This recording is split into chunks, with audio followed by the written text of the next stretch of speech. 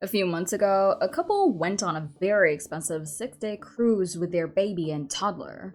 They enjoyed the trip fully for 5 days, eating out and making the most of their vacation. On the last night of the cruise, they decided that their children might ruin their evening. So they left both of them, who were not even 4 years old yet, alone in their cabin with just a baby monitor. The monitor wasn't even working properly. What's more, they proudly share this with the world as if they had done something great. By now, you must have guessed which couple we are talking about. But this isn't the first time this young couple has been surrounded by controversy. They are the infamous TikTok couple, Matt and Abby. Matt comes across as an extremely self-obsessed and mean husband. His behaviors seem to stem from frustration and personal realizations. But that doesn't justify shutting Abby out, no matter the situation.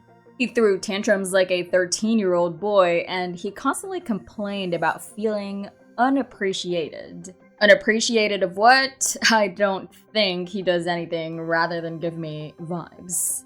On the other hand, Abby might come across as the innocent one in their relationship, but I genuinely believe she's just as bad as Matt. She's just better at hiding it.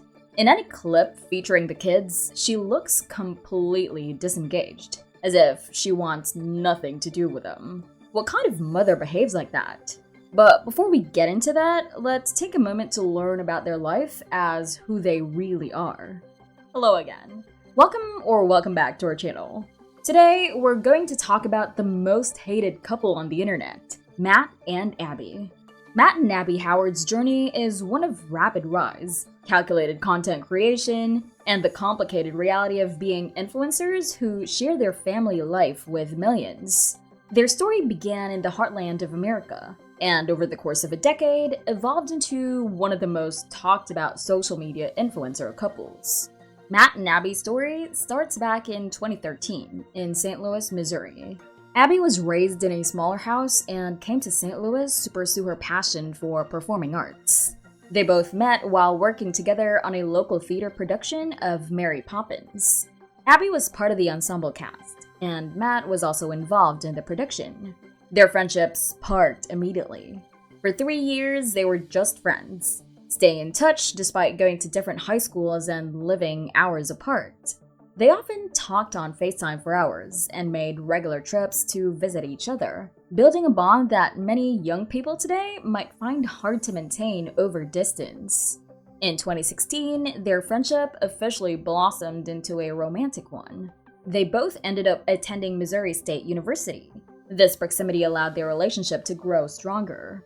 Matt often said during interviews that Abby had been his best friend before anything romantic happened, which laid a solid foundation for their future. By 2018, after 2 years of dating, Matt proposed to Abby. The two were young. Abby was only 21, but they felt confident in their future together.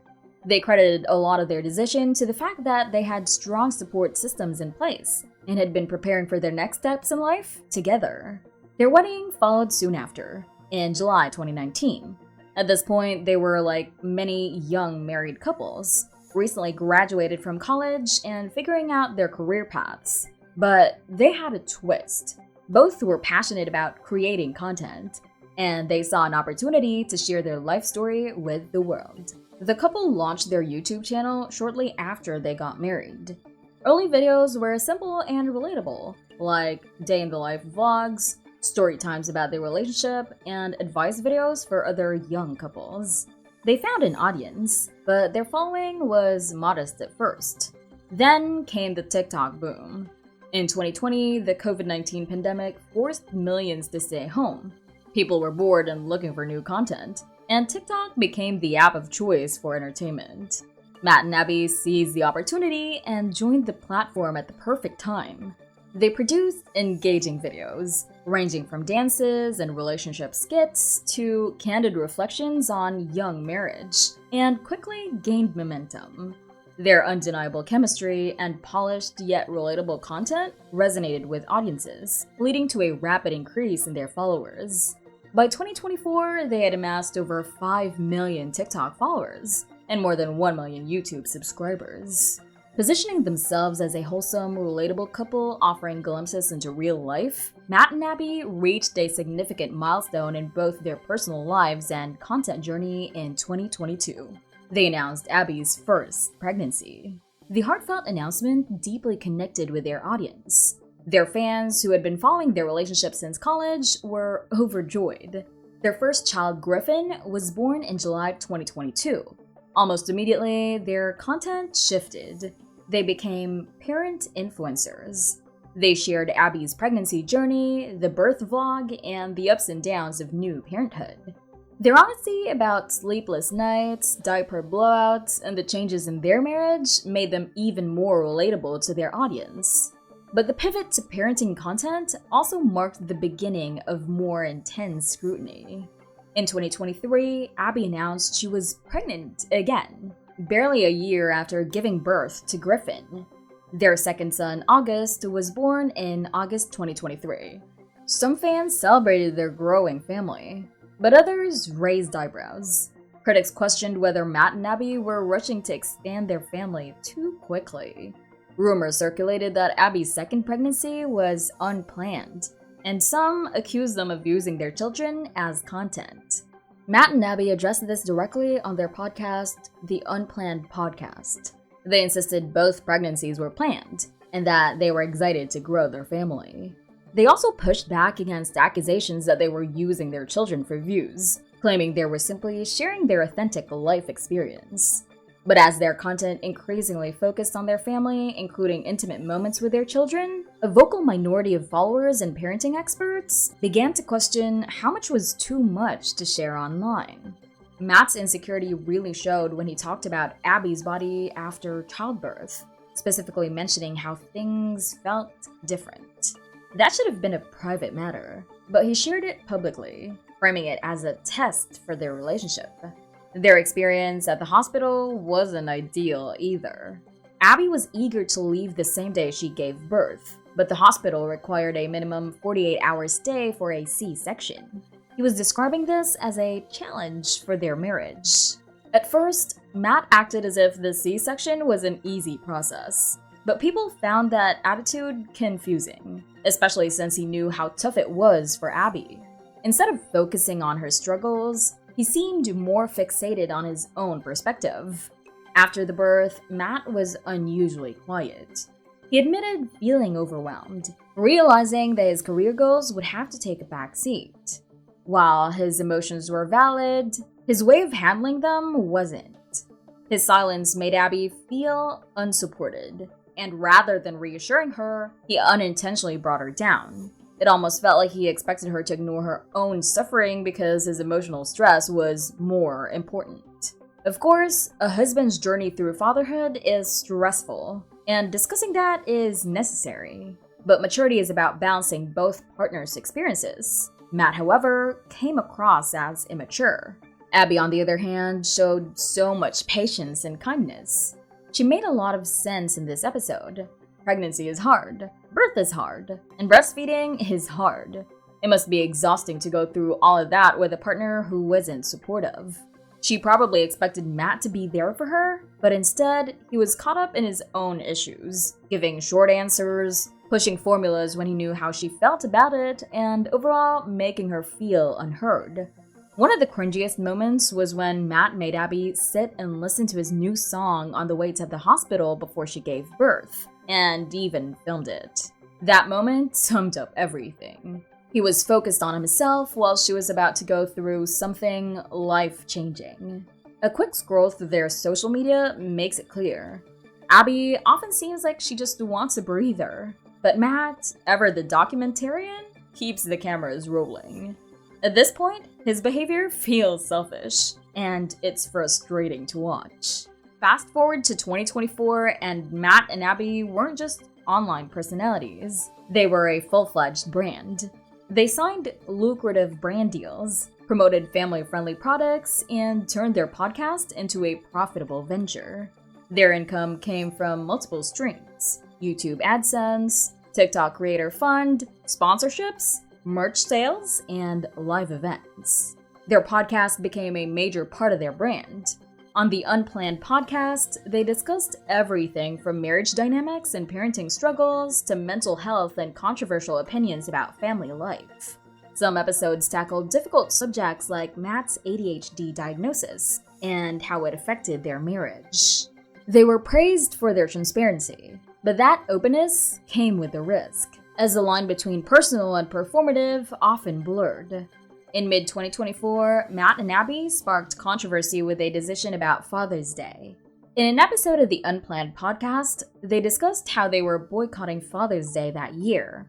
It's disappointing that he didn't want to celebrate Father's Day properly because it clashes with his birthday.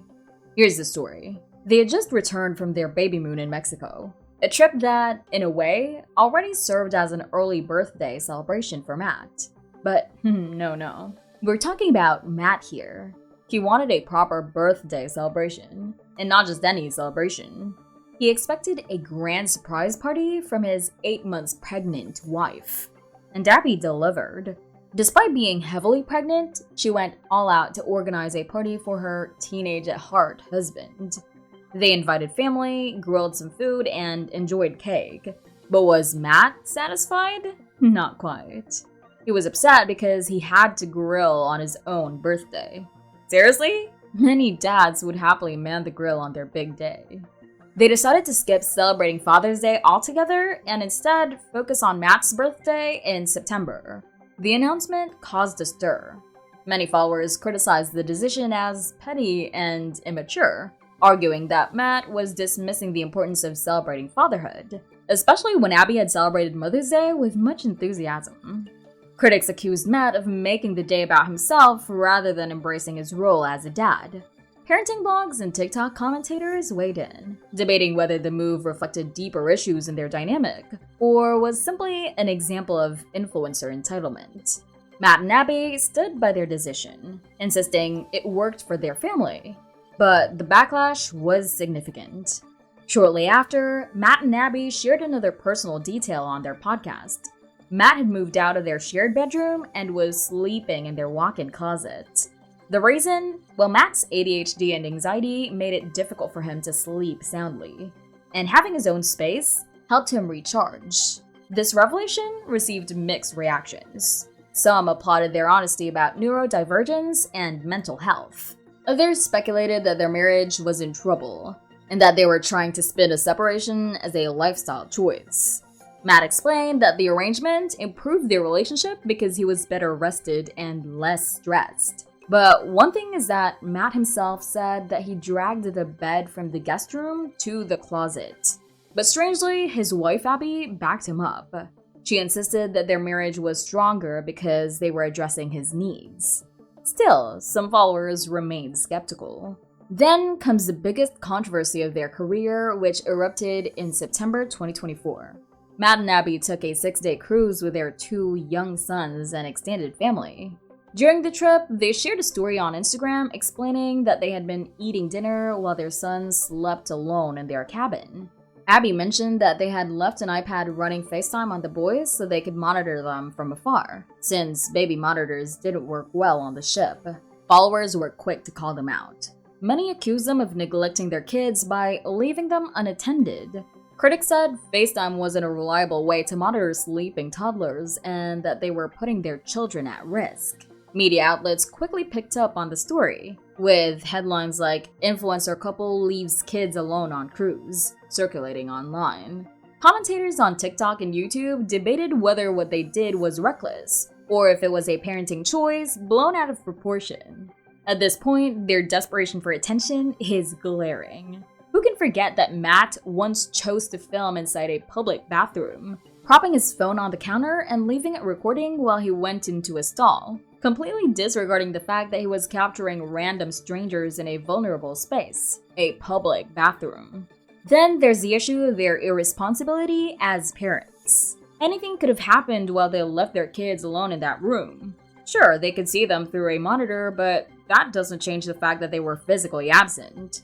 If something went wrong, a fall, an accident, or worse, they would have to race back to the room. And on a cruise ship, that could take far too long. It's wildly negligent. Not to mention that legally, children under 12 or 13 shouldn't be left alone like that. Their kids are far too young to be unsupervised, especially while they're on vacation.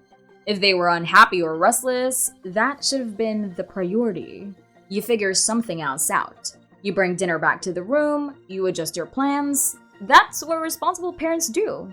FaceTiming a baby monitor while you're off enjoying yourself is not a parenting hack. It's pure negligence. Family vloggers have completely lost their mind.